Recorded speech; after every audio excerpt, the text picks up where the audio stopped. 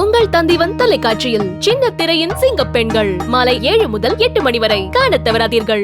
நடிகர் விஜயின் அரசியல் வருகை குறித்து அவதூறாக தான் எதுவும் பேசவில்லை என நடிகர் மன்சூர் அலிகான் விளக்கமளித்துள்ளார்.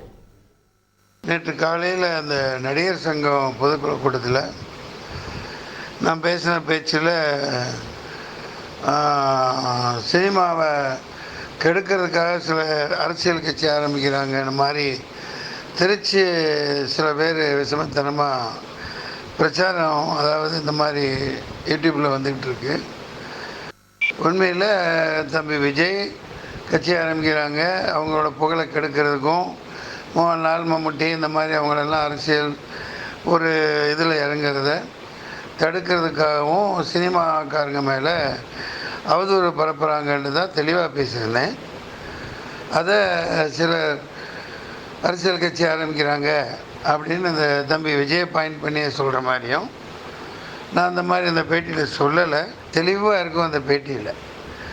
அது எப்படி புரிஞ்சு எப்படி ஒரு தீய எண்ணத்தோடையே அதை பரப்பியிருக்காங்கன்னு எனக்கு தெரியல. தம்பி விஜய் அவர்களின் கவனத்துக்கு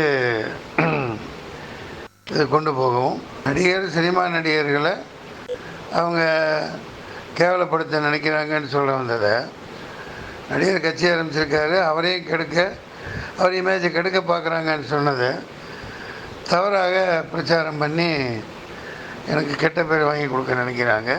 உங்கள் தந்திவன் தொலைக்காட்சியில் சின்ன திரையின் சிங்க பெண்கள் மாலை 7 முதல் 8 மணி வரை காணத் தவறாதீர்கள்.